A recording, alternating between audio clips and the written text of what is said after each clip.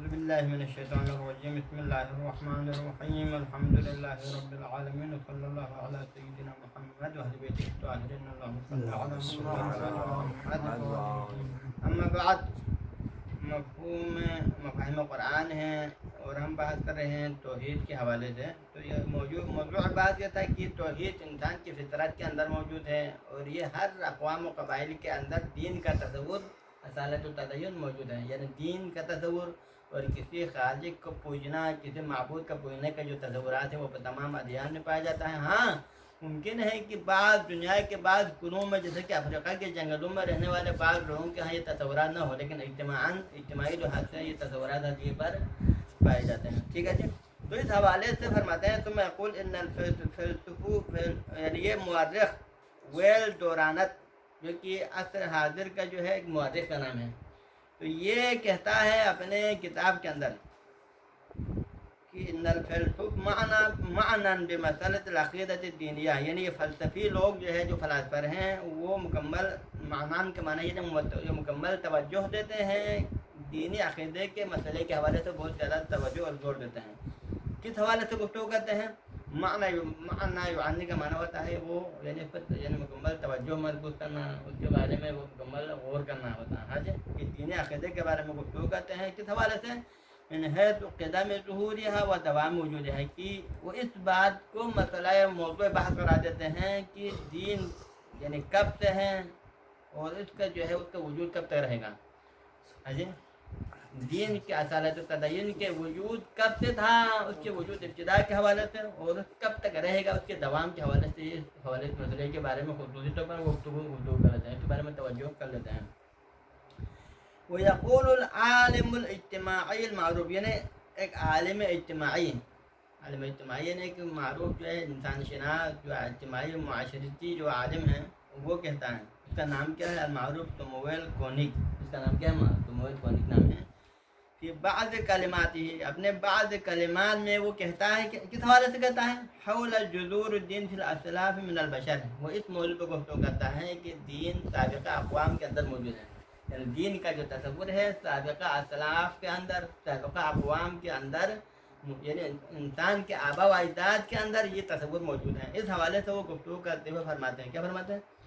کہ ان اسلاف البشر المعاصر، یعنی ہم دور حاضر کے بشر جو انسان ہیں، ان کے اسلاف کے مرتبہ کے آبا و اجداد، کما تشہد آثارہم، گویا کہ آپ ان کے آثار کو دیکھتے ہیں، التی حصل علیہ فی الحفریات، جو کہ ہم یعنی اس کو حاصل کیا حفریات کے اندر. حفریات کے مرادی نے اس کو حفریات کہتے ہیں علماء یعنی ماہرین آثار قدیمہ. آثار قدیمہ کے ماہرین جب کھودتے ہیں آثار قدیمہ کے حوالے سے، وہ مختلف چیزوں کو مثلا تحقیق کرنے کے لیے زمین کو کھودتے ہیں، تو وہاں پر ان کے آثار میں پاتے ہیں. کیا پاتے ہیں؟ ان اسلاف البشر المعاصر کانو، ان اسلاف البشر المعاصر کانو اصحاب دین. وہ کیا تھے؟ جب ماہر آثار قدیمہ کے ماہرین نے زمین کو کھودا اور ان کے اندر تحقیق اور جستجو کیا، تو کیا پایا کہ دور حاضر کے انسانوں کے جو اسلاف تھے، ان کے آبا و اجداد تھے، وہ بھی کیا تھے؟ کانو اصحاب الدین، وہ بھی صاحب دین تھے، وہ بھی کسی دین کے پیروکار تھے، وہ بھی کسی دین کو مانتے تھے، کسی عقیدے کو تسلیم کر لیتے تھے. وہ متدینین، اور وہ متدین تھے، متدین یعنی کسی دین کو ماننے والے تھے. یہ ان کا دعویٰ ہے. کن کا دعویٰ ہے؟ آثار قدیمہ کے ماہرین کا. تو پھر ہم ان سے پوچھیں کہ کیا دلیل ہے اس بات پر کہ آپ کہتے ہیں کہ سابقہ اقوام بھی دین کو مانتے تھے؟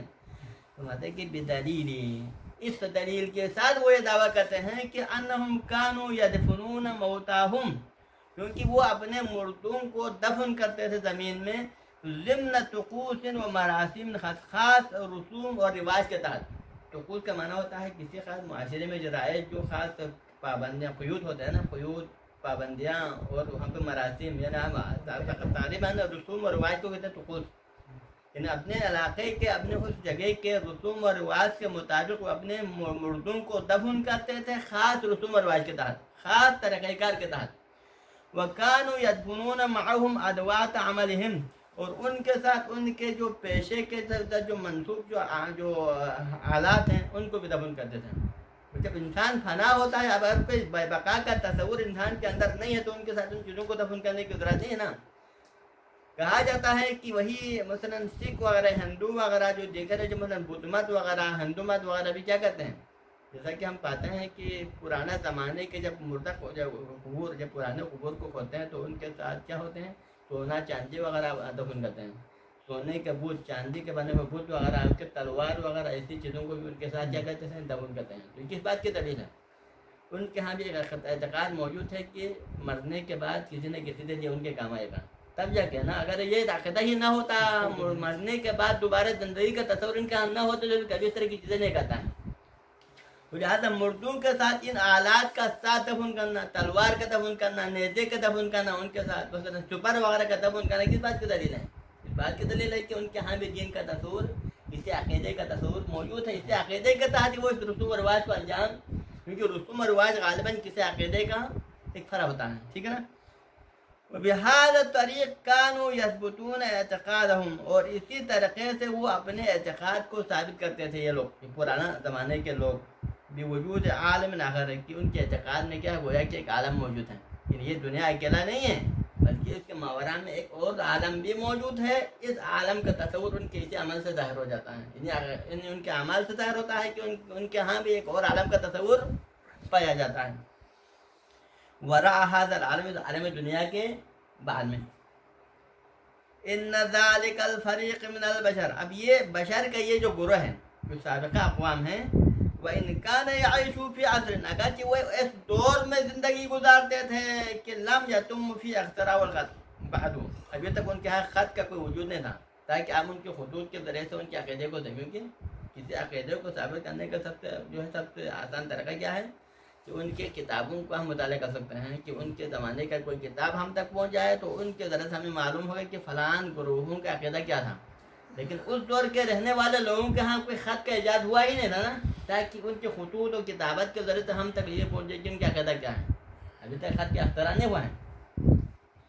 وَلَكِنَّهُ مَعَ ذَلِكَ، لیکن اس کے باوجود كَانَ الالتفات الى الدين الذي يلازم بالضرورة، لیکن ان کے باوجود ان کے ہاں دین کے اوپر توجہ ہونے کا جو نظریہ ہے وہ ان کی زندگی کا ایک جزء لا ينفك شمار ہوتا تھا، ایک ضروریات زندگی میں شمار ہوتا تھا۔ التوجہ الى المتافزیہ، دین کی طرف توجہ کا دوسرا نام دور حاضر میں کیا کہا جاتا ہے؟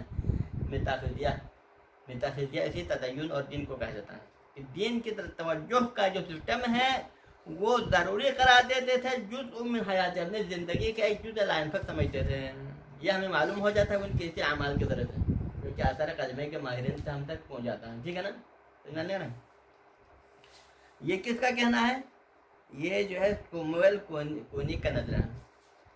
وفی موضع آخر یطرح ویل دورانت، اور ایک اور جگہ پر وہی ویل دورانت جو کہ انگریز ایک جو فلسفہ کا نام ہے وہ کہتا ہے السوال التعلیق، ایک اور سوال کرتا ہے، اس کے ذہن میں ایک اور سوال آتا ہے اور ایک اور سوال کو مطرح کرتا ہے، وہ یقول، اور کہتا ہے کہ ما اساس هذا التقوی، یعنی اس تقوی کی بنیاد کیا ہے؟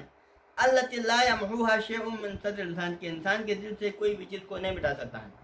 انسان کے دل میں ایک ایسی پاکیزگی اور تقوی کا سسٹم موجود ہے کہ کوئی بھی چیز اس کے دل سے اس کو مٹا نہیں سکتا۔ یہاں تقوی سے مراد وہی دین کا تصور، اعتقادات کا تصور جو اس کے دل میں ہے، کوئی بھی چیز اس کو نہیں مٹا سکتا۔ اس کی وجہ کیا ہے؟ کس چیز نے ایسا کیا ہے کہ اس کے دل سے یہ چیز ختم نہیں ہوتا ہے؟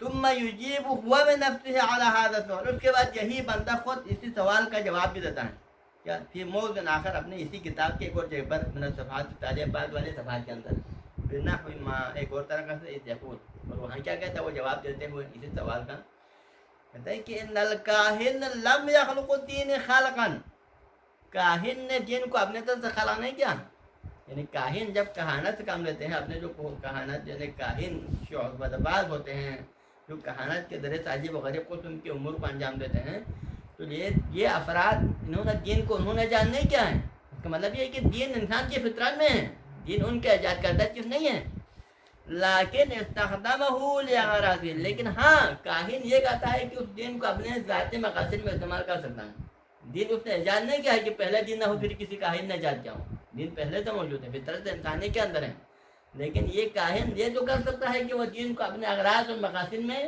استعمال کرے ہیں۔ کما یستخدم السیاسی دوافع الانسان الفطریہ وغرائزہ، جس طرح ایک سیاسی انسان اپنے مقاصد میں استعمال کرتا ہے، کس چیز کو؟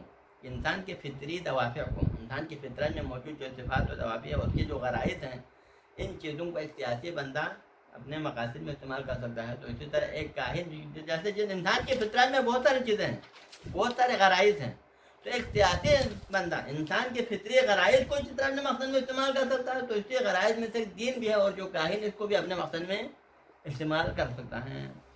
فلم تنجو العقیدۃ الدینیہ عن تلفیقات او العیب الکہنوتیہ، پس اس بنا پر دین کا جو عقیدہ ہے وہ وجود میں نہیں آیا ہے۔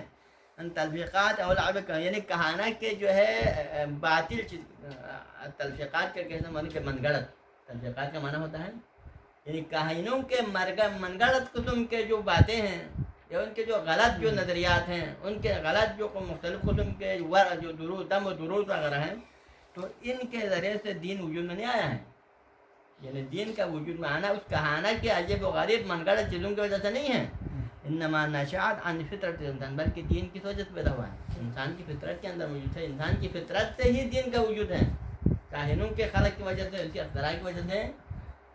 یہ کس کا نظر ہے؟ ویل دوران کا نظر ہے۔ ہاں جی، وقد یقال، اور کبھی کہا جا سکتا ہے، کوئی کہے مثلا کہ لو کان للدین والتدین جذور عمیقہ فی فطرت الانسان، کہ اگر فرض کرے دین اور دینداری کا جو تصور ہے، اگر انسان کی فطرت کے گہرائی اور اس کی جڑوں میں اگر موجود ہے، وہ اعماق وجدان ہی، اور اس کے وجدان کے گہرائیوں میں اگر دین کا تصور موجود ہے، تو پھر اذن فلماذا خاض اصحاب الادیان کل تلک الحروف طوال تاریخ البشر، تو پھر یہ جو صاحب ادیان کیوں اتر جاتا ہے کل تلک حروف طوال تاریخ البشر من اجل قرار الدین فی مجتمعاتهم، کہ پھر اتنے طول تاریخ کے اندر دین کی خاطر وہ مختلف قسم کے جو ہے جنگوں میں لماذا خاض اصحاب الادیان کل تلک الحروف، کیسے اس میں اتر جاتا ہے طوال تاریخ البجری من اجل اقرار دین سے مجتمعات، مطلب یہ کہ وہ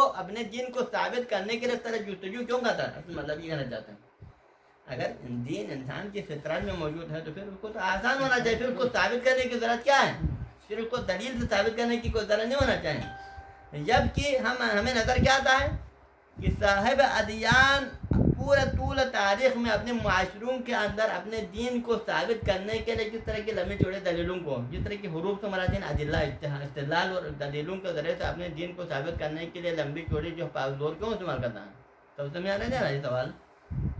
اگر دین ایک فطری چیز ہے تو پھر اوضاحات واضحات ہونا چاہیں، پھر اس کے بعد دلیل قائم کرنے کی ضرورت نہیں ہے۔ جس طرح واحد نصف الاثنین کو ثابت کرنے کے لیے دلیل کی ضرورت نہیں ہے، دین کو ثابت کرنے کے لیے کیا ہونا چاہیے؟ کسی دلیل کی ضرورت نہیں ہونا چاہیے۔ لیکن یہ صاحب ادیان اپنے دین کو ثابت کرنے کے لیے اتنے طول تاریخ کے اندر کس قسم کے استدلال کرتا ہے، کس قسم کے ادلوں کو بیان کرتا ہے، تو ایسا کیوں ہے؟ کی وجہ کیا ہے؟ اس کا مطلب یہ ہے کہ دین ایک فطری چیز نہیں ہونا چاہیے، یہ کوئی آ کر اشکال کر سکتا ہے۔ وہ جواب ہاتھ واضح، اور اس سوال کا جواب واضح ہے، کیا ہے؟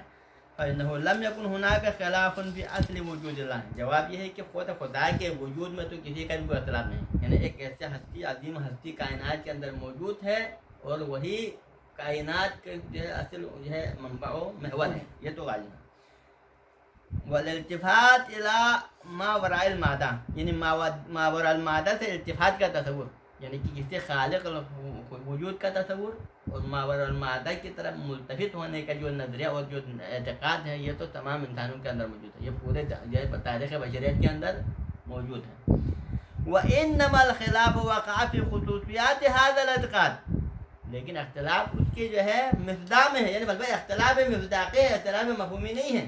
اصل وجود میں کسی کو کوئی انکار نہیں ہے کہ کوئی ایسا ہستی موجود ہے کائنات کے اندر جس نے کائنات کو خلق کیا ہے اور ہمیں اس کی عبادت کرنا چاہیے، لیکن اس کے مصداق میں اور اس کے جو ہے موارد میں اختلاف ہے کہ وہ اس کا مصداق کیا ہے، کوئی کسی اور مصداق کی شکل میں دیتا ہے، کوئی کسی اور مصداق کی شکل میں، کوئی کسی اور کی مصداق میں دیتا ہے۔ تو لہٰذا اختلاف کیا ہے؟ اس اعتقاد کے مختلف خصوصیات کے اندر اختلاف ہے، خود اصل جو ہے اعتقاد میں اختلاف نہیں ہے۔ وَلَيْسَ فِي جَوْهَرِهِ وَأَصْلِهِ، اس دین کے جوہر اور اس کے اصل وجود میں کوئی اختلاف نہیں، بلکہ سب کا نظر ہے کہ دین ہے انسان کے فطرت میں، لیکن دین کون سا دین ہے اس میں اختلاف ہے۔ سمجھ آ رہا ہے؟ وَبِهَذَا يَتَّضِحُ، بس یہاں سے اس ہمارے جواب سے واضح ہوا کہ أَنَّ الصِّرَاعَ قَامَ حَوْلَ التَّفَاصِيلِ وَالْخُصُوصِيَّاتِ، اگر کوئی اختلاف سے مراد جو ہے اختلاف سے مراد اختلاف ہے، یعنی ایک اختلاف ہے عملی ہوتا ہے جنگی شکل میں، لیکن یہ والا اختلاف ہے نظری، یعنی کہ مختلف ادیان کے درمیان میں جو نظریاتی اختلاف ہے، کوئی اپنے دین کو ثابت کرنا چاہتا ہے تو دوسرا اپنے دین کو ثابت کرنا چاہتا ہے، تیسرا مسلمان اپنے دین کو صحیح سمجھتا ہے، بدھ مت اپنے دین کو صحیح سمجھتا ہے، ہندو مت اپنے دین کو ثابت کرنا چاہتا ہے، برہمن اپنے دین کو صحیح سمجھتا ہے، ہر کوئی اپنے دین کو ثابت کرنے کی کوشش کرتا ہے نا. تو یہ جو ہے اختلاف، جو نظریاتی اختلاف ہے دین کے حوالے سے، یہ اختلاف کس میں ہے؟ کچھ اصل دین کے تفاصیل اور اس کے مصادیق میں اختلاف ہے کہ ہر کوئی اپنے دین کو صحیح سمجھتا ہے. وَأَمَّا أَصْلُ الْعَقِيدَةِ وَالْإِيمَانِ بِوُجُودِ اللَّهِ، لیکن اصل خود عقیدہ اور خدا کے وجود پر جو ایمان ہے، فقط اتفق علیہ کلمۃ البشریہ، اس پر تو پورے بشریت پر کیا ہے؟ تو متفق ہے علی مدار تاریخ الانسانی، تو انسان کی پورے طویل تاریخ انسانی کے اندر اس بات پر تو اختلاف ہے کہ دین کا تصور موجود ہے اور توحید خدا کا تصور ہر جگہ پر موجود ہے، لیکن اس کے بھی تفاصیل میں اختلاف ہے، اور اس کے حوالے سے تفاصیل کے حوالے سے ان کے درمیان میں ثابت کرنے کا جو ہے، ہر کوئی اپنے عقیدے کو ثابت کرنے کے لیے دلیل بنا دیتا ہے. ٹھیک ہے جی، کافی ہے. صلی اللہ علیہ سیدنا محمد وعلی بیتہ الطیبین الطاہرین.